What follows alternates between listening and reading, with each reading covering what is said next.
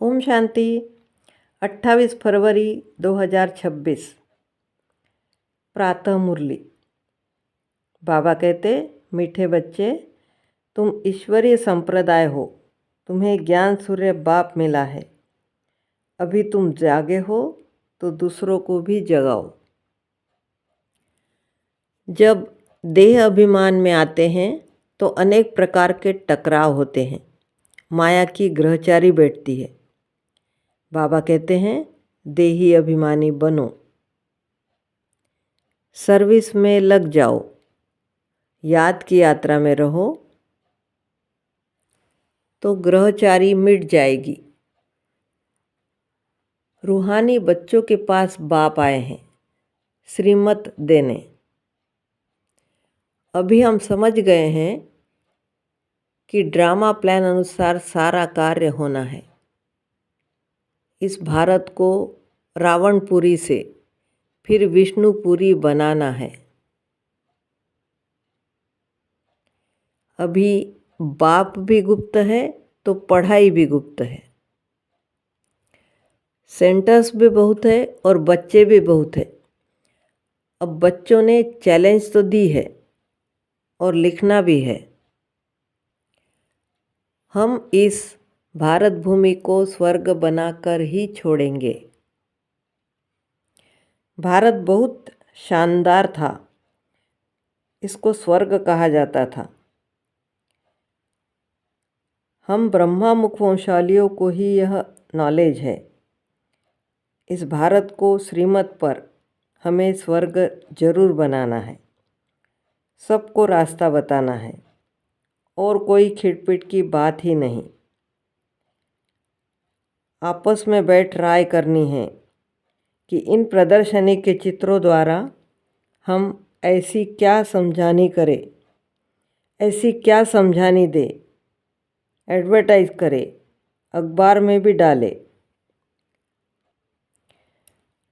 जिससे लोगों को जल्दी समझ में आए। आपस में इस पर सेमिनार करना चाहिए। जैसे गवर्नमेंट के लोग आपस में मिलते हैं, भारत को हम कैसे सुधारें।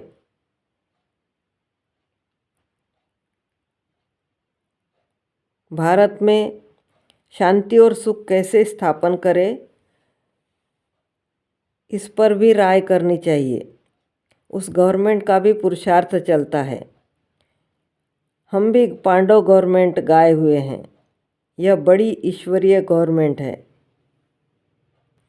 वास्तव में इसे पावन ईश्वरीय गवर्नमेंट कहा जाना चाहिए।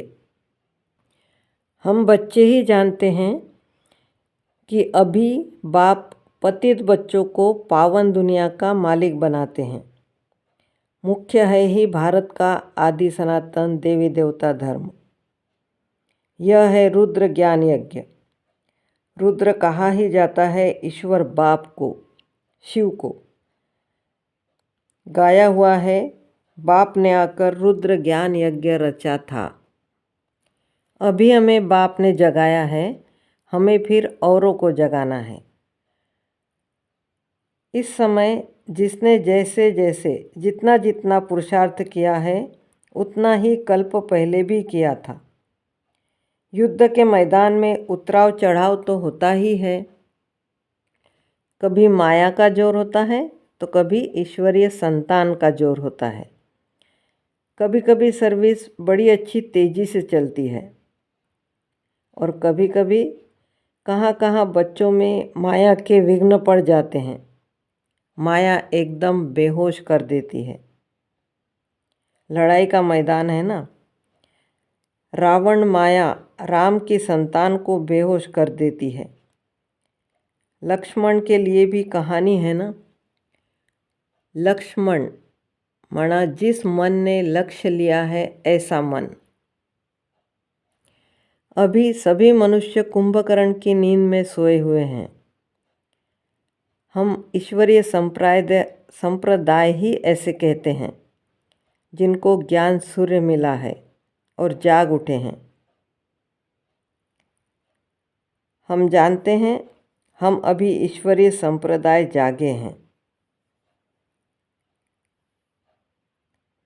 वह यह नहीं जानते कि परमपिता परमात्मा आ गया है बच्चों को वर्षा देने।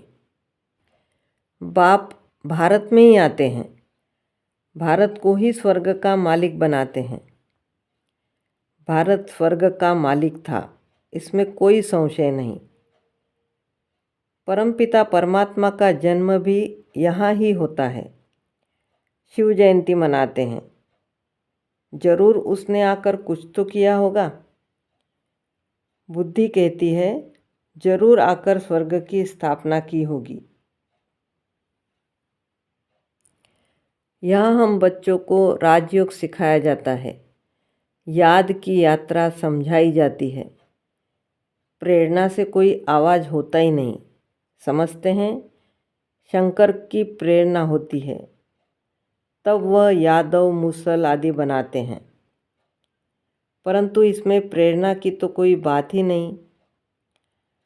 हम समझ गए हैं कि उन्हों का पार्ट है ड्रामा में यह मुसल आदि बनाने का।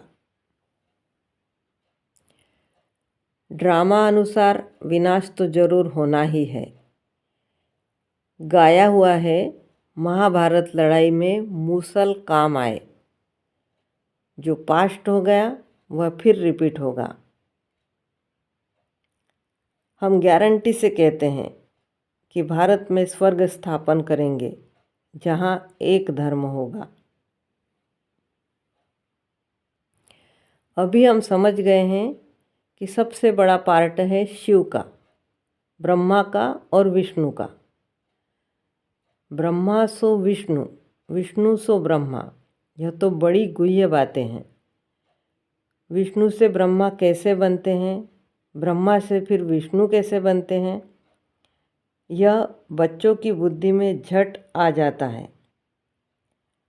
दैवी संप्रदाय तो बनते ही हैं।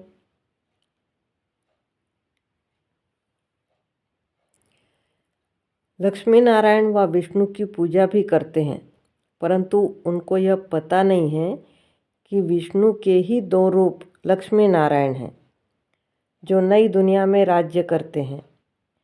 बाकी चार भुजा वाला तो कोई मनुष्य होता नहीं। यह सूक्ष्म वतन में एम ऑब्जेक्ट दिखलाते हैं प्रवृत्ति मार्ग का। सारे वर्ल्ड की हिस्ट्री ज्योग्राफी कैसे चक्र लगाती है यह कोई नहीं जानते। बाप को ही नहीं जानते तो बाप की रचना को कैसे जानेंगे। बाप ही रचना के आदि मध्य अंत का नॉलेज बताते हैं। ऋषि मुनि भी कहते थे हम नहीं जानते। बाप को जान जाए तो रचना के आदि मध्य अंत को भी जान जाए। बाप कहते हैं मैं एक ही बार आकर तुम बच्चों को भी सारी नॉलेज समझाता हूँ। सिवाय संगम युग के बाबा कभी आते नहीं। बाबा को संगम पर ही बुलाते हैं। पावन सतयुग को कहा जाता है, पतित कलयुग को कहा जाता है। बाबा कलयुग के अंत में आकर पतित से पावन बनाते हैं। सतयुग आदि में तो पावन है। कहते हैं कलयुग में अजून 40,000 वर्ष पड़े हैं, तो और कितना पतित बनेंगे। बहुत दुख बढ़ जाएगा, सुख तो होगा ही नहीं। कुछ भी मालूम न होने के कारण बिल्कुल ही घोर अंधियारे में हैं। चित्रों पर अच्छी रीति समझाना होता है।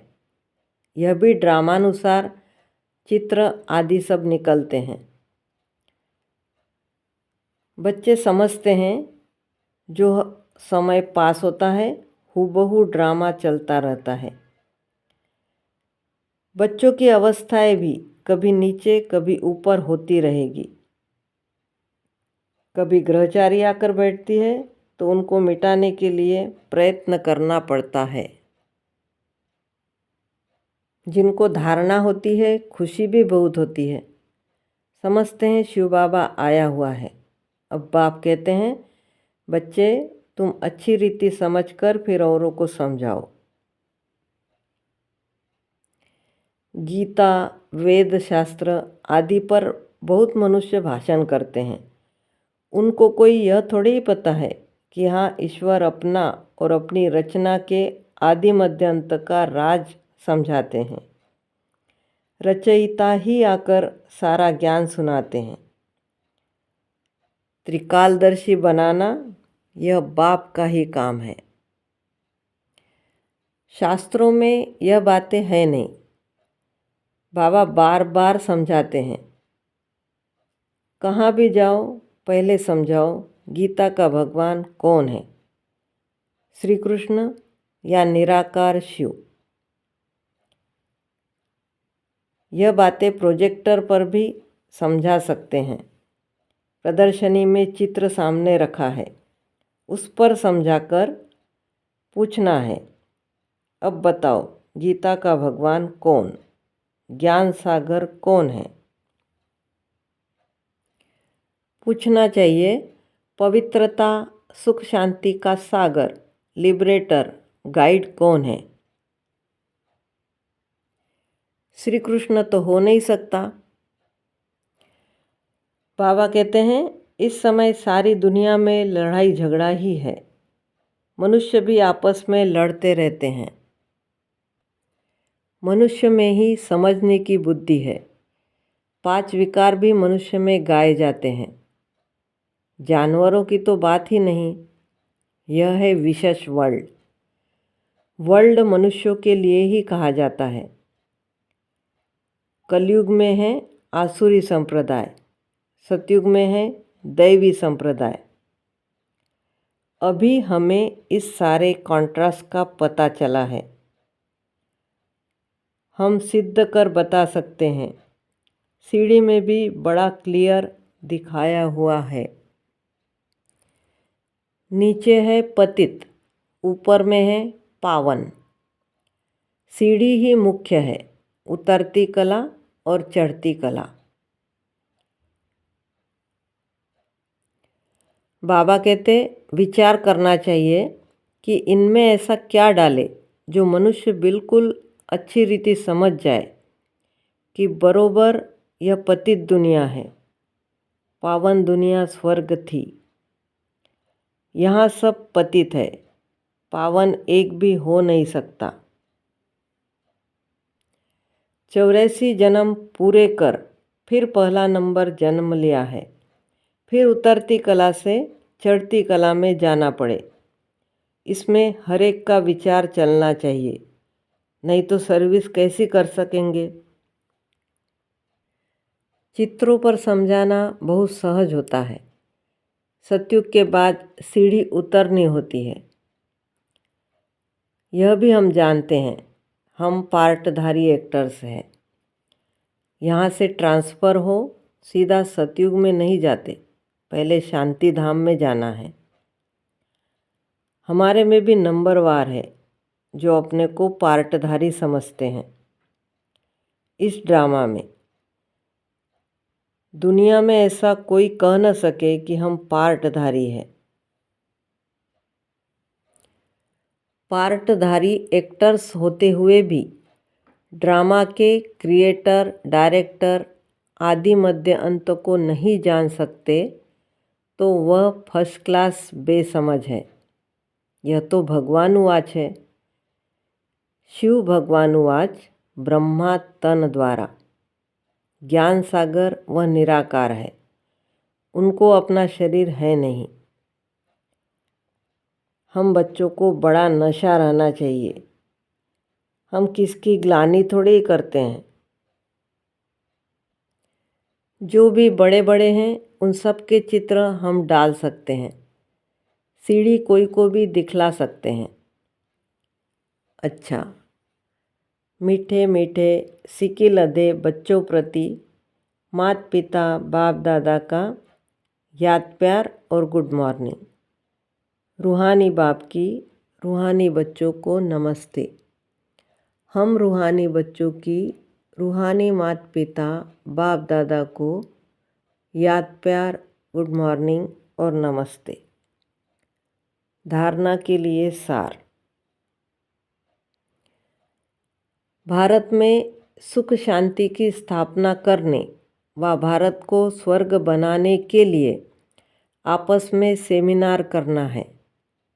श्रीमत पर भारत की ऐसी सेवा करनी है। सर्विस में उन्नति करने व सर्विस से उच्च पद पाने के लिए देही अभिमानी रहने की मेहनत करनी है। ज्ञान का विचार सागर मंथन करना है। वरदान, पवित्रता के आधार पर सुख शांति का अनुभव करने वाले नंबर 1 अधिकारी भव। पवित्रता के आधार पर सुख शांति का अनुभव करने वाले नंबर 1 अधिकारी भव। जो बच्चे पवित्रता की प्रतिज्ञा को सदा स्मृति में रखते हैं, उन्हें सुख शांति की अनुभूति स्वतः होती है। पवित्रता का अधिकार लेने में नंबर 1 रहना अर्थात सर्व प्राप्तियों में नंबर 1 बनना। इसीलिए पवित्रता के फाउंडेशन को कभी कमज़ोर नहीं करना। तभी लास्ट सो फास्ट जाएंगे। इसी धर्म में सदा स्थित रहना, कुछ भी हो जाए, चाहे व्यक्ति, चाहे प्रकृति, चाहे परिस्थिति कितना भी हिलाए, लेकिन धरत पर ये धर्म न छोड़िए।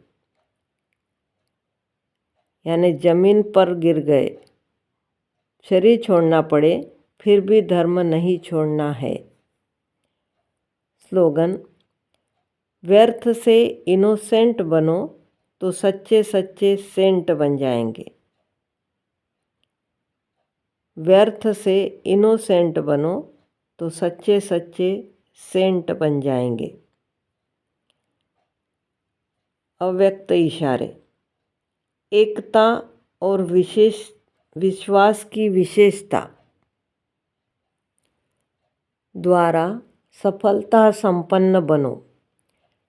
बाप दादा चाहते हैं कि हर बच्चा एक रस श्रेष्ठ स्थिति के आसनधारी, एकांतवासी, अशरीरी, एकता स्थापक, एक नामी इकोनॉमी का अवतार बने। एक दो के विचारों को समझ सम्मान दे, एक दो को इशारा दे, लेन देन कर आपस में संगठन की शक्ति का स्वरूप प्रत्यक्ष करो, क्योंकि आपके संगठन के एकता की शक्ति सारे ब्राह्मण परिवार को संगठन में लाने के निमित्त बनेगी।